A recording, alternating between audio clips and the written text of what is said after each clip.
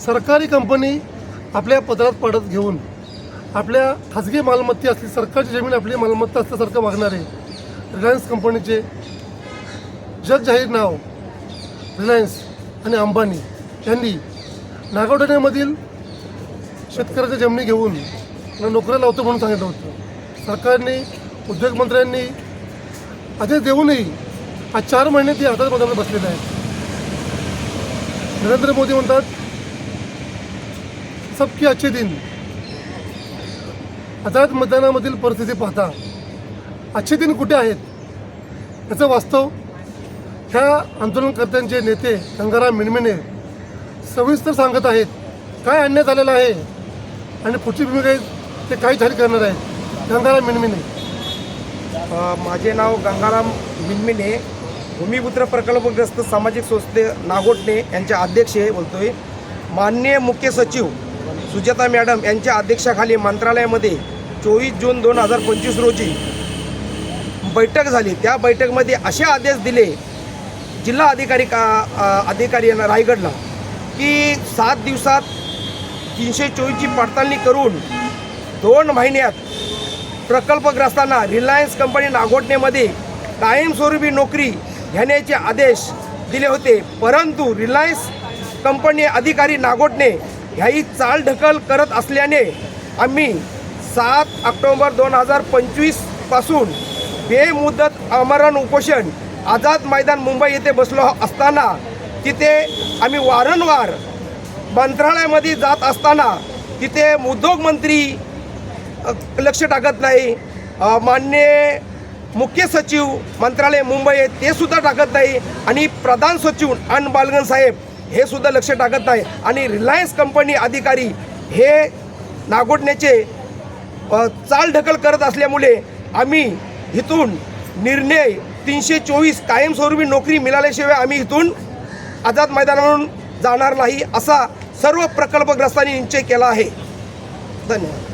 सरकारने लाडका भाऊ लाडकी बहीण लाडका प्रकल्पग्रस्त ही योजना का आणली नाही त्याबद्दल गंगाराम मिनमिने सहकारी सांगत आहेत सविस्तर। मी रोशन जांभेकर भूमिपुत्र सामाजिक संस्थेचा उपाध्यक्ष। माझा एक सरकारला एकच विनंती आहे का ही जी कंपनी आहे रिलायन्स यांनी कंपनी प्रशासनाचा पण दिशाभूल करते आणि लोकांचा पण दिशाभूल करते। एक बाजूला रोजगार निर्मिती करते आणि एक बाजूला आम्हाला उपोषणासुद्धा बसवले। तर आमचं सरकारला पण एकच मागणं आहे की वारंवार आश्वासनं द्यापेक्षा आमची लवकर मिटिंग ही मुख्य सचिव व उद्योगमंत्री यांच्या एकत्र व रिलायन्स प्रशासन यांच्यासोबत लावून लवकर आम्हाला न्याय द्यावा ही आम्हाला विनंती आहे। नाहीतर आम्ही जे आता सध्या मुकेश अंबानी जे आपले देशाचे मालक आहेत एक प्रकारे त्यांना आम्ही सोन्याच्या चैनी घातल्यात, पण जर आम्हाला या 30 तारखेच्या आतमध्ये मिटिंगचं जर पत्रक आलं नाही तर आम्ही या सोन्याच्या चैनीच्या जागेवरती चपलाचा हार घालू। त्यामुळे आम्ही प्रशासनाला सांगणार की लवकर मिटिंगचं पत्रक देऊन आमची मिटिंगला आम्हाला निर्णय द्यावा। ज्या वयामध्ये घरी बसून आराम करायची वेळ असते त्या ज्येष्ठ वयामध्ये आज इथे या महिला आलेल्या आहेत, त्यांचं म्हणणं आपण ऐकून घेऊया। माझं नाव ताईबाई लिंबाजी घासे। ताईबाई लिंबाजी घासे। आम्हाला 4था महिना उजाडला आहे, आमची कोण दखल घेत नाही। आम्हाला नोकरी पाहिजे। आमचं वय काय झालं आहे आता आम्ही कसा काय करावं आम्हाला बोलताना नाही आहे तरी आम्ही बसलो। आमची जमीन जागा घेऊन शनी जर तुम्ही आमची दखल नाही घेऊ मग तुमचा उपयोग काय आम्हाला। आता आम्ही 35 वर्षा झुजताव हे कंपनीसाठीला तरी आमची मुलाबाला लागत नाही। आमचा वय होऊन गेला, अर्धी माणसं मरून गेली, जलनं बिल भोगलं तरी आमचा पत्ता नाही। तुमचं काय म्हणणं सांगा।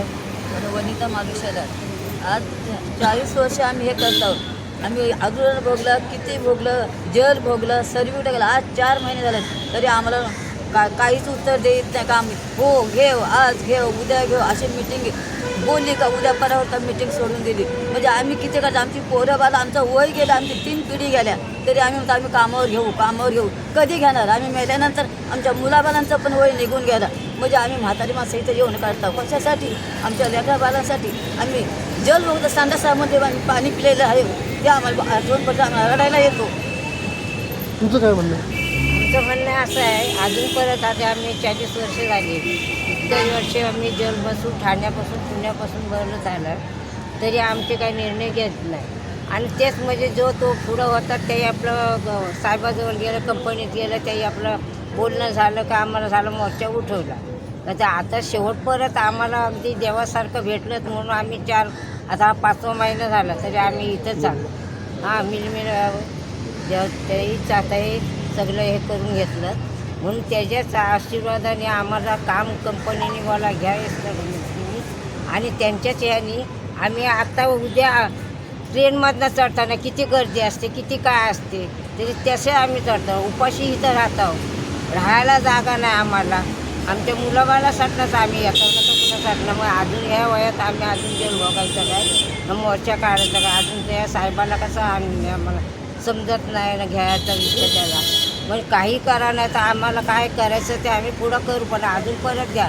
मग तुम्ही आमची जमिनी घेतल्यात मग सर्टिफिकेट द्यायचं नाही, तेव्हाच कशाला आम्हाला दिला नसतं तर आम्ही असे बसलो नसतो ना मोर्चाला उपाशी जाणं किंवा मुलाबाळांना एवढ्या माझ्या वयातमध्ये आमची मुलं एवढी 15वी ग्रॅज्युएटची शिकून त्यांनी फायदा काय त्याचा. करूनच त्यांना शिकवलं हे कामाचं नोकरीसाठी ना. मग हेच माझे 2 अशीच विनंती आहे का अगदी कामाला काही घ्यावं आम्हाला. एका ठिकाणी आदिवासी भागामध्ये गर्भवती महिला त्यांची कुपोषित मुलं मरत आहेत आणि इथे नागोठण्यात मुंबईच्या आजच्या अंतरावर नागोठण्याजवळ शेतकऱ्यांना जमिनी घेऊन अंबानीने तिकडे आज लाखो कोटी रुपये कमवण्याचा धंदा चालू केलेला आहे. पण ह्यांच्या लोकांच्या मुलांना नोकऱ्या नाहीत. सरकार म्हणतंय अच्छे दिन. आझाद मैदानामध्ये इकडे मच्छर, दुर्गंधी, भाड्याचा मंडप, स्वतःचे पैसे खर्च करून इकडे यायचं आणि न्याय मागायचा. सरकार सांगतंय अंबानीला ह्यांच्या मुलाला नोकऱ्या द्या. मंत्रालयात बैठक घेत आहे तरीही अजून काही झालेलं नाही. आज 4 महिने हे आझाद मैदानात बसलेले आहेत. अजून किती वर्ष यांनी इथं आझाद मैदानात न्याय मागायचा. त्याबाबत सरकारने लवकर निर्णय घ्यावा. Ramesh Awtade, PR news, Mumbai, Azad Maidan. प्रकल्पग्रस्त एकजुटीचा, प्रकल्पग्रस्त एकजुटीचा. एक तर रिलायन्स कंपनीमध्ये कायमस्वरूपी नोकरी द्या, एक तर रिलायन्स कंपनीमध्ये कायमस्वरूपी नोकरी द्या. जमीन आमच्या हक्काची, जमीन आमच्या हक्काची. कोण म्हणतंय देणार नाही, कोण म्हणतंय देणार नाही. प्रकल्पग्रस्त एकजुटीचा, प्रकल्पग्रस्त एकजुटीचा. मुर्दाबाद मुर्दाबाद मुर्दाबाद मुर्दाबाद. कोण म्हणतंय देणार नाही, कोण म्हणतंय देणार नाही. एकतर रिलायन्स कंपनी नागोठण्यामध्ये नोकरी द्या, रिलायन्स कंपनी नागोठण्यामध्ये नोकरी द्या. जमीन आमच्या हक्काची, जमीन आमच्या हक्काची. एकतर रिलायन्स कंपनीमध्ये कायमस्वरूपी नोकरी द्या, जमीन आमच्या हक्काची. प्रकल्पग्रस्त एकजुटीचा, प्रकल्पग्रस्त एकजुटीचा.